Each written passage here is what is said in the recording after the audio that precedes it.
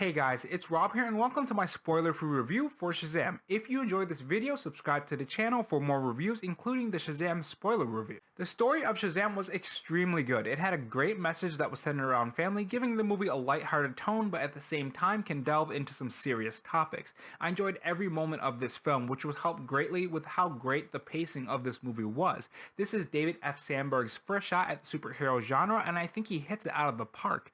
The movie was well put together and very well paced. The movie really puts us into the role. What would it be like if we got these powers? Who would we turn to? How would we deal with being a superhero? And I think in that aspect, it does it very well, and I applaud them for it. The movie starts off very good with setting up Billy Batson, who is more closer to his New 52 counterpart than his Golden Age counterpart, and if I'm being honest, he's better for it. They throw some of the Golden Age Billy Batson traits in there, which makes Billy Batson in this version of Shazam a lot more likable. Asher Angel does a fantastic job as Billy Batson also, same with Zachary Levi as Shazam. It makes for a much more entertaining movie, and it was very fun to watch on screen. You really believe that Zachary Levi is Asher Angel, or in this case, Billy Batson is Shazam. When he's Shazam, he acts like a child, like how Billy Batson would act. I was afraid that it was going to be more annoying and it would be cringy and just not funny, but it works very well. It created for a lot of funny moments that had the whole theater laughing. Like everyone was laughing at these two on screen. Well, technically not two, but everyone was laughing at these jokes, which happened a lot because the humor in this movie is very good. It flowed from the story instead of saying funny things just to see what sticks, which a lot of movies tend to do, the MCU in particular.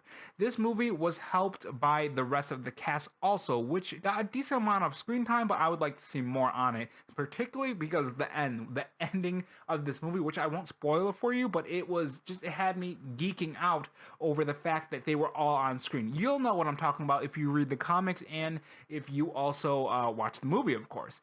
And of course, everyone else did a great job except the villains. The villains of the movie are the Seven Deadly Sins and Dr. Savannah, and this is where the movie really falters, not only in the villains and their motives, but the CGI. Now, this film was made on a budget of $90,000, I believe, but unlike other movies, it has bad CGI, and that's no excuse for bad CGI. We've seen films with a lower budget have good CGI, so while I believe the bad CGI in the movie did ruin the movie a bit, I don't think it ruined it so much that you're gonna say, oh, I hate this movie completely, because honestly, the rest of the movie is so well done and so entertaining and just a great time at the movie theater, you really can forgive it for bad CGI and a bad villain. Now, I could see what they were going for. They're going for a direct contrast to the hero and villain. Of course, Dr. Savannah didn't have a family, he was neglected, and of course he was denied the power of Shazam. A direct contrast to Billy, who had a whole bunch of chances to have a family. Of course, by the end he does have a family,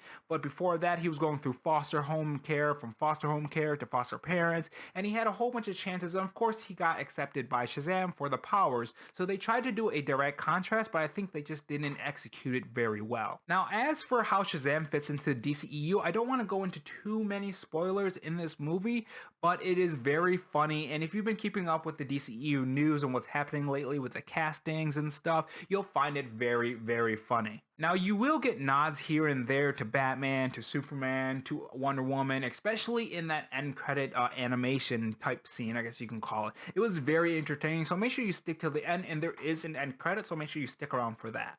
Overall, the movie was fantastic, bogged down a bit by poor CGI and a villain who was a bit generic and boring for my taste, and the way they tried to execute the contrast was a bit bad and bland in my opinion, but overall, Shazam overcomes these hurdles, and it's a great story and great performances by the cast, and just an overall great movie. I'm giving Shazam a 9 out of 10, and I think you should definitely see it when it comes out. Thanks for watching my review, and if you enjoyed this review and you made it to the end, think about subscribing and leave a like. It helps the video reach more people when you do that. Thanks for watching and have a good one.